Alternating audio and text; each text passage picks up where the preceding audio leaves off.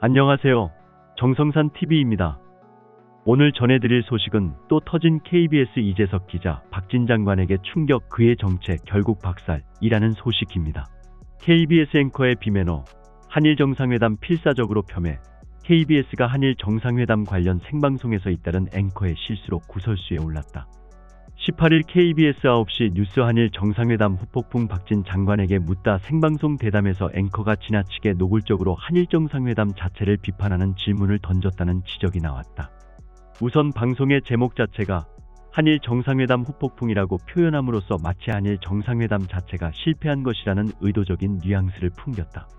복수의 언론인들은 공영방송 KBS의 앵커인 이재석 기자가 방일성과를 설명하려 출연한 박진 외교장관을 마치 형사사건 피의자처럼 대했다고 질타했다. 특히 박영환 KBS 기자는 뉴스 앵커가 흥분한 사냥개처럼 공격적으로 몰아붙였다라면서 어려운 결단으로 12년 만에 복원된 한일 관계에 대해 깊이 있는 분석과 전망을 기대했던 시청자들은 황당함을 느껴야 했다라고 비판했다. 같은 KBS 방송국 내에서도 보도국의 지나친 좌성향 독주에 제동을 걸고 나서는 목소리가 있다는 것이다. KBS 등 공영방송의 뉴스 프로그램에 외교부 장관을 초청해서 인터뷰를 할 경우 앵커는 중립적인 입장에서 원활한 인터뷰가 될 수 있도록 보조적인 역할을 하는 것이 일반적이다. 그러나 이날 KBS의 이재석 기자는 장관이 답변하는 도중에 여러 차례 갑자기 치고 들어가 말의 흐름을 끊었다는 평가가 나온다. 앵커로서의 자질 부족이 드러났을 뿐더러 KBS 보도국의 편향성이 여실히 드러나는 장면이었다는 지적이다.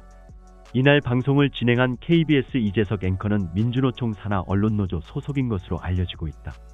실제로 이 앵커는 민주노총 산하 KBS 본부노조의 파업이 한창이던 2017년 당시 기자 신분으로 고대영 전 사장이 국감장으로 들어가는 길을 막아서서 민주노총 산하 KBS 본부노조가 줄기차게 주장하던 국정원 200만 원 수수설에 대한 입장을 밝히라고 추궁하기도 했다.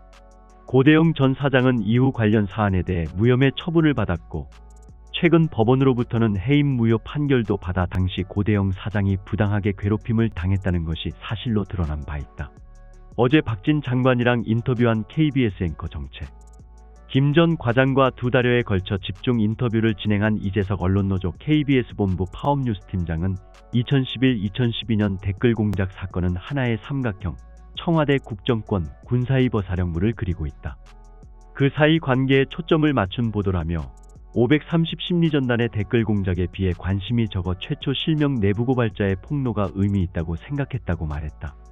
KBS 본부 초대 노조위원장이자 이번 리포트의 앵커를 맡은 엄경철 기자는 증거주의와 정치적 프레임을 내세워 KBS가 가진 언론 기능을 축소하고 약화시키는 방향으로 나아간 것이라고 KBS 보도국장단의 입장을 비판했다.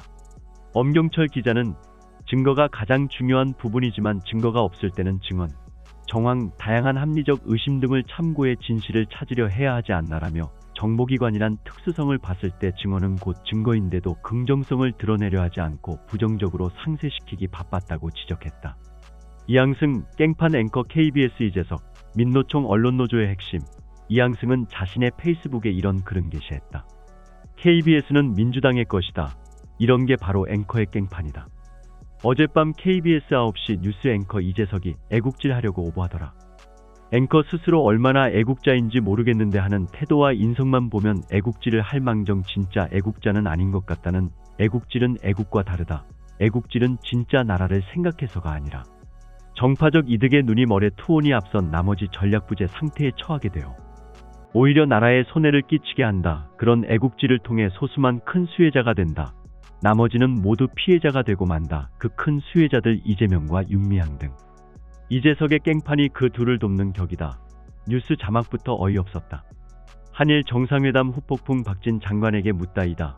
웬 후폭풍? 후폭풍은 없다. 일부 정신나간 반일주의자들이 극성스럽게 그리고 볼성사납게 애국지라는 걸 좌파 언론들이 크게 확대해서 그렇지. 후폭풍은 없었다. 이재석은 앵커직 때려치우고 사설탐정 회사나 하나 차리도록, 그게 더 적성에 맞아 보인다. 그 꼴 사나운 대담을 참 길게도 하더라. 그 긴 대담을 한마디로 정리하자면 민주당이 고용한 엉터리 사설탐정 이재석의 깽판이다. 의심은 필요하다. 하지만 의심이 심하면 그건 병이다. 지금 야당 민주당의 모습이다. 야당은 지금 한국 정부가 일본과 바람났다고 굳게 믿고 있다. 그래서 뒤를 캐보라고 엉터리 사설탐정을 고용했다. 그 사설탐정이 바로 헛다리 짚는 이재석이다. 엉터리 탐정들은 특징이 있다. 유인을 분석해보지도 않고 결론을 내려놓는다. 자기 감이 틀림없이 맞다는 식이다. 그래서 어젯밤 이재석 탐정은 박진 장관을 불러놓고 모두 알고 있다는 듯 일본 가서 한 일을 털어놓으라고 다그치는 모습이었다. 심지어 엉터리 감을 통해 한일 정상회담의 의도와 목적도 이미 밝혀놓았다. 이재석이 보는 세상은 자기가 의심한 대로 돌아간다 확실하다. 다만 증거가 필요할 뿐이다. 그런데 의심만 있고 증거는 없다. 그래서 다짜고짜 박진 장관더러 바람난 사실을 실토하라고 다그치는 것이다. 엉터리 사설탐정은 무능해서 헛다리 짚어 더 큰 오해를 만들어내는 것도 문제지만 증거도 없이 자신의 직감을 신봉하는 정신질환이 더 문제다. 그래서 생사람 잡는다고 하는 것이다.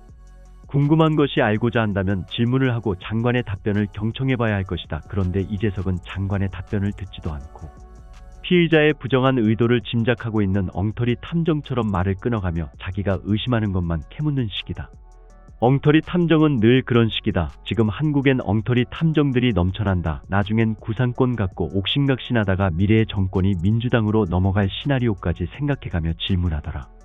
이재석 깽판 앵커야, 너는 앵커냐? 민주당이 고용한 사설 탐정이냐? 저렇게까지 오버하며 또라이 짓 하는 이재석이 약간 이상하기까지 하다. 이유가 있다.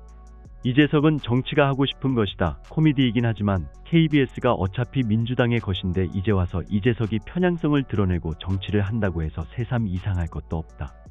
한술 더 떠 보도국장 성재호는 정치적 편향성이 당연하다는 식이다. 이재석은 내년 총선에 나설 가능성도 있고 급기야는 이재석이 민주당 대변인이 될 가능성도 있다. 보라, KBS는 민주당의 것이다. 민주노총 언론노조 조합원 도대체 공영방송의 민노총 언론노조 놈들이 몇이나 되는 거야. 좌파 노조가 장악한 방송사가 작년에 국민 주머니에서 수신료만 무려 6,935억 원이나 삥 뜯었다.